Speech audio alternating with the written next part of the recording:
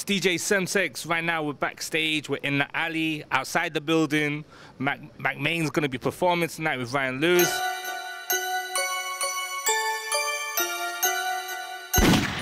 Did you just call me Mack Maine? Young money. See what I'm saying? Young moolah, baby. There's too many Macks. I'm consciously trying to think like, yo, What like Mack is it's Macklemore. It's not Mac Miller. It's not Mac Trey. It's Macklemore. People have called me Mac Miller. People get that confused, but that might be the first time I've ever been called Mack Maine. That's fucking awesome.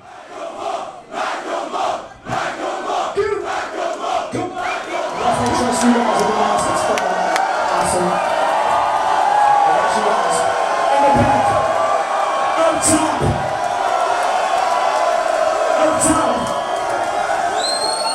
over here, Chicago Bulls. I got you.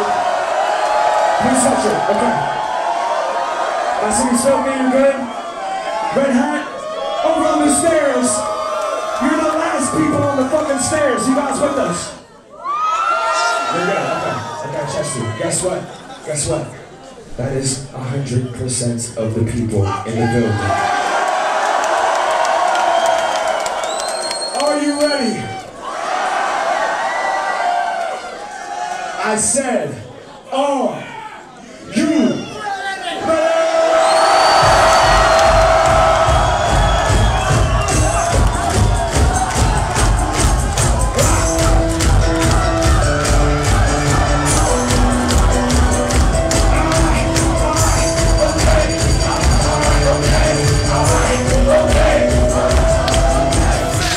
Holders.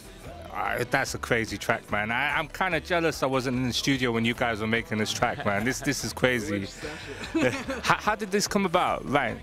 I actually made the original beat in terms of the drums and the piano in 2007, and back even before we were talking about working together, he bought it, kind of. And so, yeah, for sure, for probably $50 or something. And it sat, and it was one of those that I'm like, this could be that song. And so it sat for a long time, and then we came back to it in, last year? And went wild, and like took kind of the bare essentials, first tried a bunch of string stuff, then we got like 5 different singers doing background, more like choir-y stuff, then of course Ray Dalton came in and sang the hook. He wrote to it and just expanded on it to make it as big as possible. So you produced the whole thing? Yeah.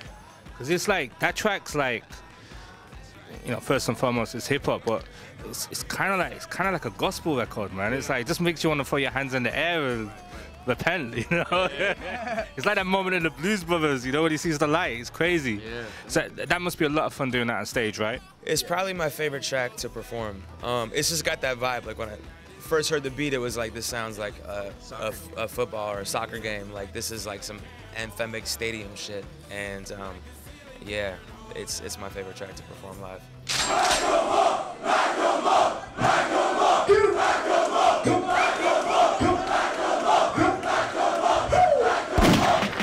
Your album, The Heist, it's banging. I got an advance preview of it, like checked it out. Now you got a joint on there called Jimmy Iovine. That's crazy. That's what's up. Yeah, that's you like it? I think it's amazing. I think it's brilliant. But how did that come about? There's got to be a story to that. You know, Ryan made that beat, and it was like, you know, it's the type of beat that I normally don't fuck with. Like, I mean, I like those type of beats, but I was like, I don't, you know, this matches my style. And I just came up with it, you know, sat down one night, it was like, I gotta write to this because this beat's crazy. Sat down and had this idea of like, what if I wrote a song about stealing a record deal? And, you know, I kind of went through the whole process of it. And by the end of kind of me going through all these steps to steal a record deal, like breaking in, getting into the office, finally getting to the president's like office and about to steal the record deal, you know, I realized that I don't want it.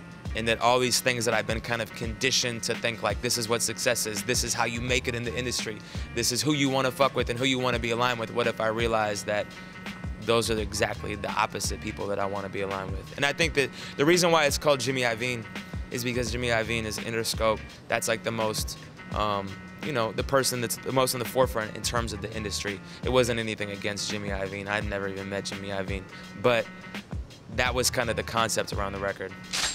You've done a joint with Schoolboy Q. It's bananas, man. Like, tell us about it. How did that come about?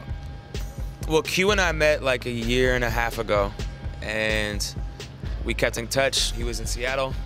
We kicked it for a couple days, did some radio stuff, came through the studio, played the beat, and I told him I wanted to write a song about Cadillacs. And he wrote his verse, knocked it out, and killed it.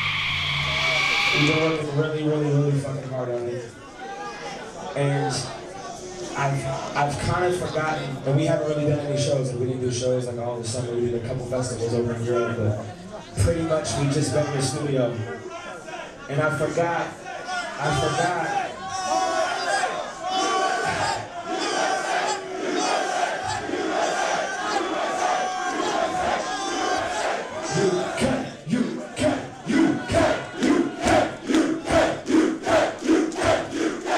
does it feel to be back in the UK? Because you've been here before, right?